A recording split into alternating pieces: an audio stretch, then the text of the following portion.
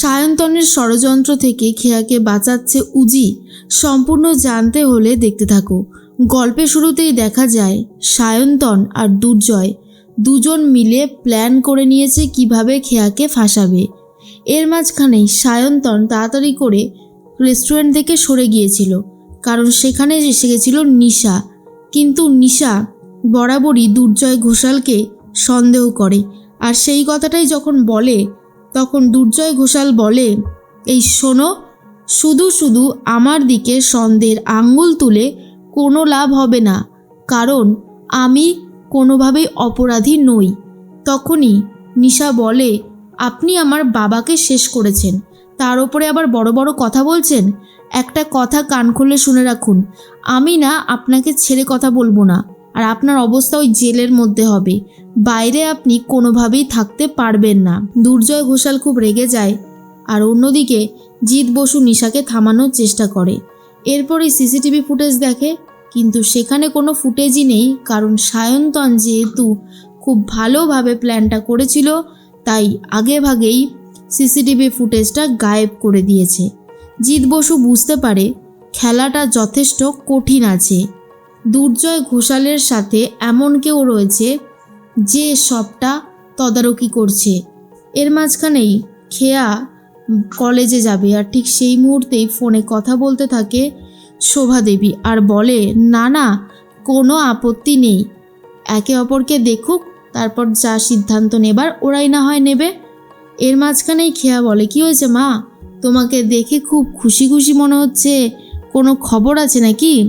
তখনই শোভাদেবী বলে, বিশাল ভালো একটা খবর আছে, তোর জন্য একটা ভালো পাত্র পেয়ে গেছি, এবার তোর বিয়েটা দিতে পারলেই আমি একেবারে নিশ্চিন্ত।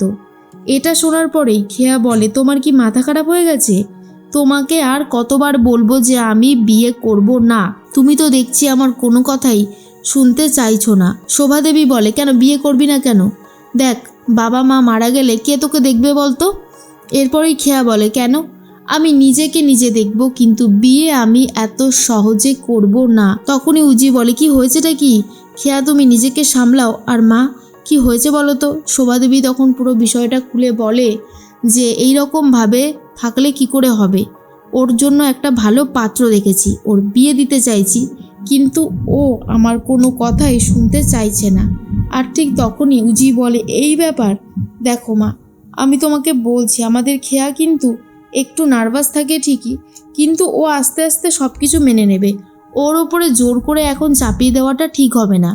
কিন্তু খেয়া বলে, না বৌমণি, আমি হয়তো কখনোই বিয়ে করতে চাইবো না, আমার ভালো লাগে না, তুমি তো খুব ভালো মতন জানো যে আমার অতীতের এক্সপিরিয়েন্স খুব একটা ভালো নয়।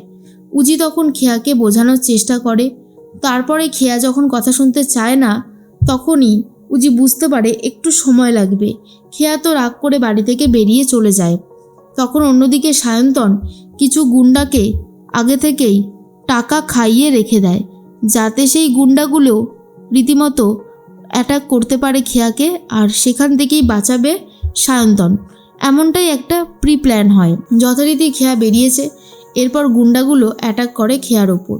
খেয়াকে জোর করে গাড়িতে তুলতে চায়, খেয়া তো উঠবেই না, আর বাঁচাও বাঁচাও বলে চিৎকার করতে থাকে।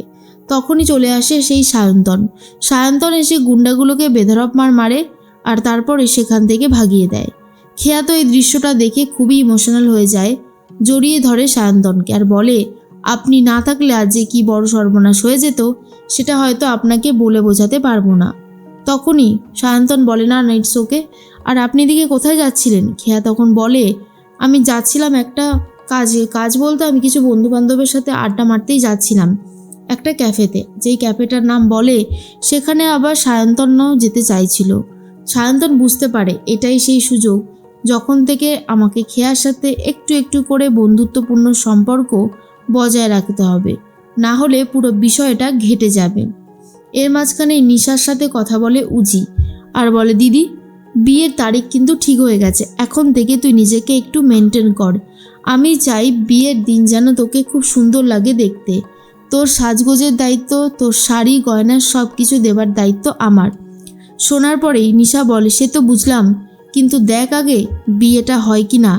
তখন উজি বলে, আরে বাবা, কেন হবে না, আমি আছি তো, আমি সবটা সামলে নেব, তুই শুধু দেখতে থাক। এর মাঝখানেই খেয়া কাঁদতে কাঁদতে বাড়িতে চলে আসে। খেয়াকে দেখার পর সবাই প্রশ্ন করে কি হয়েছে, কেন সে এইভাবে কান্নাকাটি করছে। সায়ন্তন বলে উনি একটু প্যানিক করে গেছেন। আমি সবটা বলছি।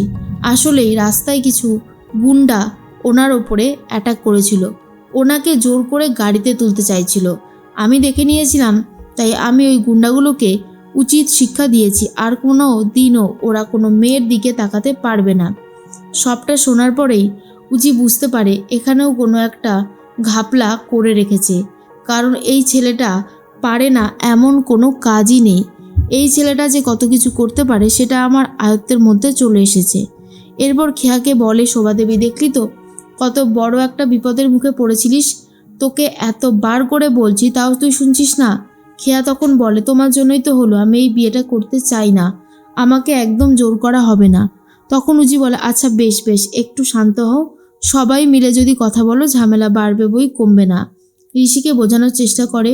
ঋষি বুঝে গেলেও শোভাদেবী কিছুতেই বুঝতে চায় না আর বলে দেখো উজি, ও কোনোভাবেই নিজেকে পরিবর্তন করতে পারবে না, আর সেটা আমি খুব ভালো মতন জানি। তারপরে উজি বলে সায়ন্তন বাবুর পুরো কেসটাই কেমন যেন ধামাচাপা মনে হচ্ছে। এত তাড়াতাড়ি যখনই কোনো বিপদে পড়ছি আমরা, তখনই এই মানুষটা গিয়ে উদ্ধার করছে। ব্যাপারটা মোটেও আমার কাছে একটুও কোইন্সিডেন্স বলে মনেই হচ্ছে না, বরং মনে হচ্ছে পুরো বিষয়টা সাজানো গোছানো। এর মধ্যেই মনে মনে একটা কথাই ভাবছিল উজি, যেভাবেই হোক না কেন এই পরিবারের আসল রহস্যটা কি সেটা খুঁজে বার করবে।